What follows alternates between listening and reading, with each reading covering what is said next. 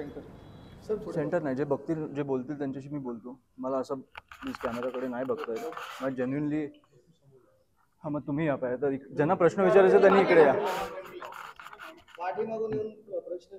हां, best. So basically खूप वाईट वाटतं. मी ऑनेस्टली मी सगळं बघताना मी बोललो तसं की हे पहिलं एक्झिबिशन आहे ज्याचं उद्घाटन करताना मला वाईट वाटतंय.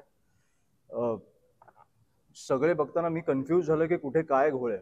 मी आमच्या सहकाऱ्यांच्या घरावर काही लोकांचे नाव नोंदवले गेले. महानगरपालिकेच्या आयुक्तांच्या घरावर नाव नोंदवलंय. सुलभ शौचालयाचं नाव बघितलं तुम्ही? तुमचं धर्माचं पण हे क्लिअर झालं असेल काही लोकांना जे होतं ते. त्याच्यामुळे हा घोळ धर्म जात ह्याच्या खूप पलीकडचा आहे आणि मला वाटतं की ह्याला खूप गांभीर्याने घेतलं पाहिजे. आम्ही तर घेतोच आहोत, पण निवडणूक आयोगाने पण घेतलं पाहिजे. एवढे पुरावे दिल्यानंतर पण त्यांना कुठची तरी घाई लागली आहे की निवडणुका लावायची. ती घाई मला काय हे हळूहळू कळत आलंय आता की कोणाचा दबाव असू शकतो. पण ज्यांचा दबाव आहे त्यांचे पण काही आमदार येऊन बोललेत. मला वाटतं की काल राहुल गांधींनी पण एक काल का परवा एक ब्राझिलियन जनता पक्षाची एक कार्यकर्ता आहे जी हरियाणामध्ये येऊन भारतीय जनता पक्षाला मतदान करून गेली. तर मला वाटतं हे कुठेतरी हा घोळ जो आहे मग त्यांच्याकडनं चुका झाल्या असतील की ब्राझिलियन भारतीय वगैरे मला कळत नाहीये, पण हा घोळ जो आहे कुठेतरी थांबला पाहिजे आणि निवडणूक आयोगाने कुठेतरी सिरियसली घेतलं पाहिजे. सर, या बोगस जे मतदान होतं त्यामुळे सत्ताधारी जिंकू शकतात आता वाटायला लागलंय, कारण लोकसभेला हे वाटत नव्हतं, पण ज्या प्रकारे विधानसभेनंतर कळायला लागलं की 96 लाख मतदार दुबार मतदार जे महाराष्ट्रात घुसवले गेले आहेत. म्हणजे 36,000 तर मला वाटतं राजूदादांच्या मतदारसंघातच सापडले त्यातले आत्तापर्यंत. याच्या पुढे अजून किती सापडतील माहित नाही. दुबार मतदार म्हणजे तुम्ही रांगेत उभे असताना तुमच्या पुढे कोण आहे मागे कोण आहे हे जर तुम्हाला माहितीच नसेल, जर तो कोणीतरी बाहेर नाही येत. आता माहीम दादरमध्ये माझ्या याच्यात 200 लोक सापडली गेली जे ऑलरेडी मृत पावलेत. त्यांचे नाव अजूनही मतदार यादीत आहेत. त्यांच्या जागेवर कोण येतं हे आपल्याला माहिती तर पाहिजे. निवडणूक आयोगाने स्वतः एक प्रेस कॉन्फरन्स घेतली आणि त्या प्रेस कॉन्फरन्स बद्दल मला बोलायचं की ज्या पत्रकारांनी त्यांना स्पष्टपणे विचारलं ना त्यांचे तर पहिले अभिनंदन. कारण ज्या प्रकारे तो माणूस IAS आहे त्याच्याकडे उत्तरं नव्हती. तो महाराष्ट्र निवडणुकीचा आयुक्त आहे त्याच्याकडे उत्तरं नव्हती. तुम्ही निवडणूक घाईघाईत लावताय, तुम्हाला पत्रकार प्रश्न विचारतात त्याची उत्तरं नाही आहेत तुमच्याकडे. हा विषयच मला कळला नाहीये की कुठची घाई आहे तुम्हाला अशी.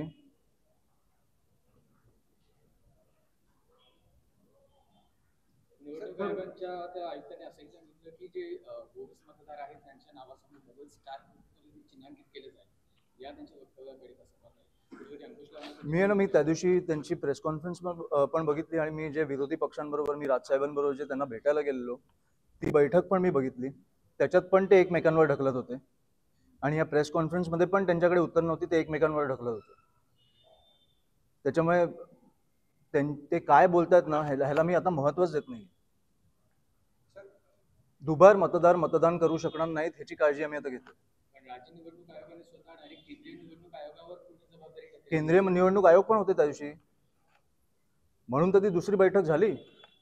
दोघेही होते ना, राज्याचे पण होते केंद्राचे पण होते, दोघेही एकमेकांवर ढकलत होते त्या दिवशी. म्हणून मी आदित्यजींना विचारलं, माझ्या बाजूला बसलेले, की हे काल पण हेच झालं का? तर ते बोलले की हेच झालं. म्हणून तर केंद्रातल्या माणसाला बोलवून घेतलं. ते दोघेही एकमेकांवर ढकलत होते आणि आता तुम्हाला वस्तू परिस्थिती समोर आली आहे तुमच्या ही एवढी कुठची घाई. तुम्हाला कळतंय घोळ आहे मतदार यादींमध्ये, तर थांबा ना. हे आपल्या निवडणुका किती पुढे गेल्या आहेत. मुंबई महानगरपालिका नवी मुंबई महानगर कधी व्हायला पाहिजे होती? 5 वर्ष. अजून एक 6 महिने थांबून जर तुम्ही मतदार यादीमध्ये सुधार आणलात, जर विरोधी पक्षांना जर त्याची ट्रान्सपरन्सी दिलीत, पारदर्शकता दिलीत, तर प्रॉब्लेम काय आहे? बरं 16 15 हजार आम्ही मतदार तुम्हाला सांगतोय की दुबार आहेत, त्यातले तुम्ही 100 लोक बाहेर काढताय. त्यामुळे हे खूप क्लिअर घोळ झालाय. त्यांना पण कळलंय, आम्हाला पण कळलंय आणि कोण करतंय ते पण आम्हाला कळलंय. त्याच्यामुळे दुबार मतदार होऊन देणार नाही. ही आमची एकच भावना आहे आता. सर, राज्यामध्ये अजित पवारांवर आरोप झालेले आहेत. मला वाटतं हा विषय जास्त महत्त्वाचा आहे. हा आपल्या लोकशाहीचा विषय आहे. त्याच्यामुळे हा क्लिअर झाल्यावर पुढचे विषय घेऊ आपण. सर, कारण हे जर जेव्हा तुमचे स्कॅम किंवा काही होतं किंवा कोण कुठचा नेता चुकतो, मतदारांना अधिकार असतो त्यांना घरी बसवायचा. तो अधिकारच तुम्ही जर हिसकावून घेतलात तर पुढे आपण कुठच्या स्कॅम, हे तुम्ही लोकशाहीनंतर हुकुमशाहीमध्ये गेलात तर तुम्ही मला फक्त प्रश्न विचारत बसाल असा असा स्कॅम झाला, याच्यावर पुढे बोलायचं काय? दुबार मतदान झालं, याचा फायदा अजित पवारांना होतोय का शक्ती देण्याचा? ह्याचा फायदा कोणालाही होत असेल. ह्याचा फायदा, हे दुबार मतदार घुसवलेत म्हणजे मतदार घुसवलेत, ते कोणाला मतदान करतात आपल्याला माहित नाही, पण जे घुसवतात मला वाटतं की त्यांनाच करत असतील. त्याच्यामुळे त्यांना करत असतील, आम्हाला करत असतील, कोणालाही करत असतील, दुबार मतदारांना थांबवलंच पाहिजे. 2-2 ठिकाणी मतदान करतायत, 5-5 ठिकाणी मतदान करतायत, कुठून वेगळ्या राज्यात येऊन मतदान करतायत, म्हणजे काय? फायदा कोणाला कोणाला तरी होतोय ना. आणि तो फायदा कशाला झाला पाहिजे? इकडचे ओरिजिनल मतदार काय मेलेत का? मग आम्ही काय करायचं? तुम्ही पत्रकार आहात, मी राजकारणी आहे, पण त्याच्या आधी आपण मतदार आहोत ना. आपल्याला हक्क आहे की ह्या राज्यात, ह्या देशात काय झालं पाहिजे याच्यासाठी मतदान करायचा. बाकीचे येऊन कोण ठरवणार?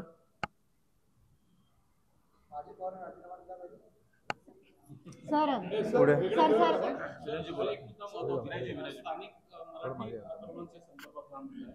नवी मुंबई विमानतळाच्या संदर्भात मनसेनेच काल परवाची बैठक घेतली होती. मी तुम्हाला ऑनेस्टली सांगू, मला ह्या सगळ्या प्रश्नांची उत्तर द्यायची आहेत, पण मला आजच्या विषयापासून भरकटायचं नाहीये. मला खरंच बोलायचं होतं. गजाननजींनी त्या दिवशी उत्तम प्रेस कॉन्फरन्स घेतली. आम्ही सांगितलंय आमचा स्टँड आधीपासून क्लिअर आहे की भूमिपुत्रांना पहिल्यापासून प्राधान्य मिळालं पाहिजे, पण मला आजच्या विषयापासून भरकटायचं नाहीये.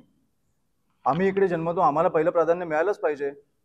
प्रत्येक राज्याची ही भूमिका आहे. दक्षिणेतले राज्य बघा, पॉलिसी असेल, नियम नसेल तरी ते राबवून घेतात.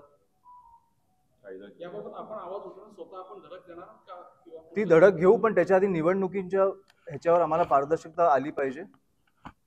नाही तर आम्ही रस्त्यावर तर आंदोलन करतच राहू. आमची सत्ता, तसं राजसाहेब बोललेत, रस्त्यावरच आहे, पण शेवटी ती केंद्रात गेली, राज्यात गेली किंवा महानगरपालिकेत आली तर काय होऊ शकतं हे तुम्हाला पण माहिती आहे. काम करणं किती सोपं जातं हे तुम्हाला पण माहिती आहे.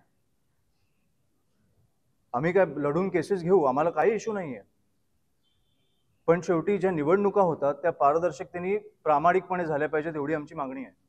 पुढे आपण जे जिंकतील ते जिंकतील. ठीक आहे. नवी मुंबई मनपाचे जे आयुक्त होते त्यांचं नाव 2 वेळा या यादीमध्ये आहे आणि त्या संदर्भात आयुक्तांचं देखील असं स्पष्टीकरण आलेलं आहे की आम्ही या संदर्भात निवडणूक आयोगाला सांगितलेलं आहे की मी तिकडे नाही, मी ठाण्यामध्ये आहे, तरी देखील निवडणूक आयोगाने अद्याप त्याच्यावरती तुम्ही नवी मुंबईचं तुम्ही उदाहरण देताय. मी तुम्हाला त्या दिवशी सांगतो, मी ज्या बैठकींमध्ये बसलो, ह्या विरोधी पक्षाचे सगळ्यात मोठमोठे नेते येऊन त्या निवडणूक आयोगाला सांगत होते की आमच्या मतदारसंघात काय झालं. तर ते माजी आयुक्तांचाच प्रश्न येतोय ना की 2 वेळा त्यांचं नाव आहे, त्यांनी निवडणूक आयोगाला पत्र देखील दिलेलं आहे, अद्यापही त्याच्यावर कुठलीही दखल घेतली गेलेली नाही. निवडणूक आयोग कुठे एवढा मोठा मोर्चा निघाला, त्याच्यावर दखल नाही घेतली त्यांनी. आता नगरपालिका आणि हे काय काय जाहीर केलं.